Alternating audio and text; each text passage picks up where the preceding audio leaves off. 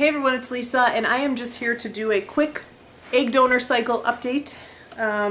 Yesterday, well, Kelly got in on Thursday night. Today is now Saturday. Saturday or Sunday? I'm all thrown off with this Memorial Day. Today is Saturday. So Kelly came in on Thursday night, and she had testing all day on Friday downtown at our facility. And so we went early in the morning, we went downtown. First thing she did was have her ultrasound, and her follicle count was still 13, her resting antral follicle count, so that was okay.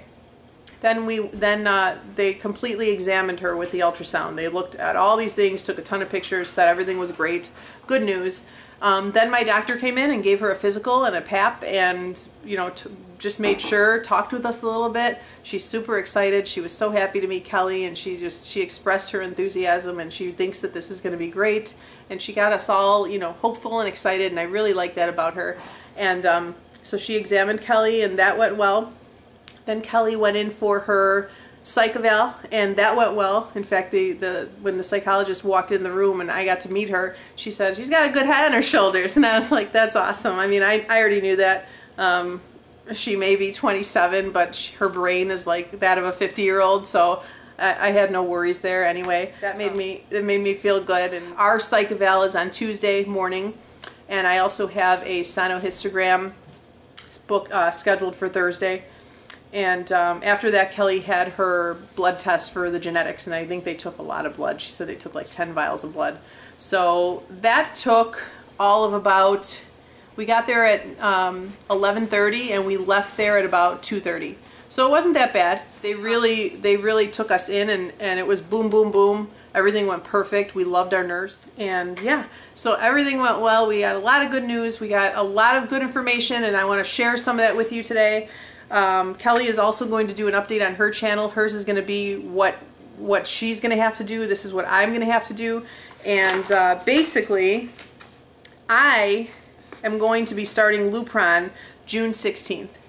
My last birth control pill will be June 19th.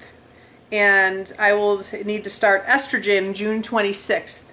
And then every Wednesday, starting June 25th, I will need to just go in for blood work and ultrasound just to make sure all my levels are okay, I guess. And then my possible transfer date is going to be anywhere from July 15th through the 18th. So it's kind of a little window there, but depending on how Kelly stims, we're going to be at least a week and a half to 2 weeks earlier than what we had originally planned, which makes me so happy. Based on what I had said in the last video, we did get in contact with the lawyers, and they're super nice, and they said, because she's a known donor, because she has kids already, like there's a lot of stuff that they based it on, but they're letting us start the paperwork now, and my contract is going to go to Kelly's lawyer this week, so that's awesome. They're going to order her meds this week. Kelly starts her stims on June 30th. And what's going to happen is my clinic actually wants her here to monitor her. They just think it's better. They want to make sure, because if she stims they want to really monitor her closely because of her endo. They want to make sure she doesn't develop OHSS, and I really like that. I would rather have her here and be able to have her go in every day to get checked, just to make sure everything is going perfect. So she's going to be here. She's going to be here for anywhere from, well, basically, here's the schedule. So she starts her stims June 30th. Her first appointment here at my clinic is July 3rd. So what we're going to do is, instead of flying her out, Bill and I are going to drive up and pick her up. So we're going to drive up for Wyatt's birthday the weekend before, and we are going to spend the weekend with them and celebrate Wyatt's birthday, and then we're going to pack everything in the car, pack and play, the stroller, whatever she needs for Kaya, because she will be bringing Kaya with her, and we are going to drive them back home. So it'll be a lot easier because she could take a lot more stuff with her into our car, and just a lot less stressful, for us. So it works out pretty well. So she will get here that week. July 3rd is her first ultrasound here, and they were projecting retrieval anywhere between July 10th and July 13th, 14th. So depending on how she stims, it's give a day or two, take a day or two. So we're not sure, but we have a calendar and we have days written down, and it's just exciting to see this stuff on a calendar. And everybody's so excited for us at the clinic, so it's just a really cool, it feels so good, and I can't even express to everybody the amount of gratitude and thanks and love that I feel from everybody. Just so much support and encouragement, whether it's in the form of a comment or whether you're sending me something in the mail, because I've been getting things in the mail from people and it just touches I can't even tell you. You could even ask Bill. I just start sobbing because I can't wrap my head around the fact that everybody is so invested. I mean, I'm invested in people's journeys, so I just can't believe people are invested in mine, and it makes me feel so supported and so loved. So thank you for that. But we're going. We have a calendar here, and it's so exciting. And Kelly's going to be here for 2 weeks, so I hope she doesn't get sick of me. But I'm excited to have her and Kaya here, and I think John is going to come out the last week, right before the retrieval, because he wants to be with her for the retrieval. So then he would bring the rest of the kids out, and they would stay for the remainder of the time. And hopefully we can get out, and hopefully Kelly is feeling well enough so we can get out and do some fun things with the kids. But that's what we have going here. We have a lot of dates on the calendar. What we're going to have to do is we are going to have to wait for the genetic testing to come back, which my nurse informed me that they're going to push through. So they're going to try and get it back within 6 to 7 days instead of the 2 to 3 weeks that it normally takes, because she knows we kind of want to get this going. So we were so surprised when we heard that, and I was so excited.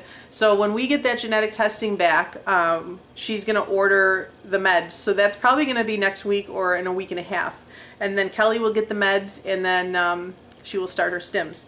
I had a lot of IVF stuff left over from all the drugs from my last failed cycle. So if Kelly is able to use that, because it is going to be her protocol. Some of it is Menopur, some of it is Gonal-F.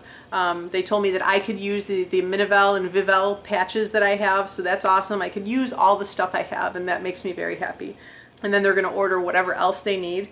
And as far as Kelly, when the genetic testing comes back, we then need to order supplemental health insurance for Kelly. And I think I explained that in the last video, but that's just for if anything were to go wrong. It covers her at X dollar amount, and that's just part of the program. So that's something we're going to have to do. Yeah, pretty much rolling along. We're super happy. I think somebody did ask me a question and asked, how does it work like when Kelly stays here? Normally, I think when you have a donor cycle, or if you have a known donor and you don't feel comfortable with them staying in your house, or if it was somebody that wouldn't normally stay in your house, Kelly, we're comfortable with her and she stays here. I'm happy that we have the room, that she could stay in her own room and have her own bathroom, so she has her privacy. We're lucky enough and blessed enough to have the room to keep her and her and her family. They could stay here whenever they want. But normally, if it was somebody who wasn't going to stay in our house, they would stay in a hotel. I did give Kelly the option of staying in a hotel, but she feels comfortable here, so we would love to have her here.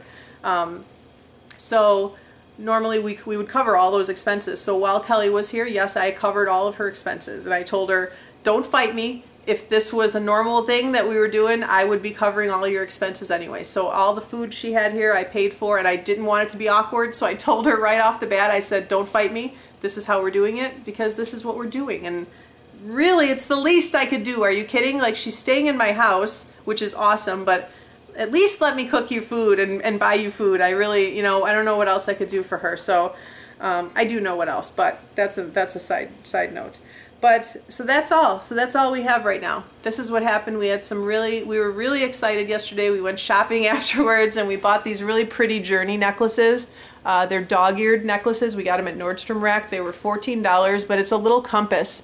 I put a picture of it on Instagram. Instagram's the place to be if you want to really follow, daily stuff of what we're doing, because we're both posting on there every day almost. But this is just a cute necklace. We both bought one. It's called the Journey necklace, and it's a compass, and we said we're going to wear it during our cycle, and I really love it. So it was fun. It was a fun little purchase. And then we went to Nordstrom Rack, we went to Ulta, we just hit a few stores, and then we were pooped, and we came home and we filmed our questions and answer video that you probably already saw. So, and we will probably be doing another questions and answer video the next time she's in town, so if you have any more questions that we didn't answer in that previous video, please leave them below and we will be more than happy to answer them. If you have questions for our husbands or my mom, family, anything, leave it below. And if you want any other information that I may be leaving out, leave that below also, because I may be leaving something out, but this is the process. I'm just explaining what we're going through, and that's pretty much it. Bill and I are getting ready to make a payment for our payment, first payment for the whole egg donor cycle, because that will be due, that's a big chunk, that will be due at Kelly's first appointment here. We're getting ready to pay for the meds, and we're getting ready to pay for the lawyers. Those are the first 3 big payments that we need to make. And then once Kelly gets here with Kaya, I'm gonna take them to like Sam's Club or something, and we'll go buy whatever she needs for the baby. We'll go buy whatever she's gonna need while she's here. We will take care of, and we're excited. So Kelly's video is going to explain, I'm sure she's going to explain everything the nurse explained to her about her possible of overstimming. They don't want to overstim her, so they gave her a different protocol, and I'm sure she's going to explain all that in her video. So if you want to check that out, I would probably go over to her channel, Baby Belly Kelly. Again, I have a playlist down below of all of her videos so far. If it's up already, I will have it listed there. But check her out also, because she is doing her version, you know, as the known donor. She's documenting her side of it. Again, that's all I have right now. This is our update. Tuesday is my psych eval, and Thursday is my sonohistogram, so I will probably be doing an update. I'll probably be doing an update next week sometime, just telling you how both of those things went. And that's all I have for now. So thank you so much, guys, for all your love. I love you all, and I will talk to you in my next video. Thanks. Bye.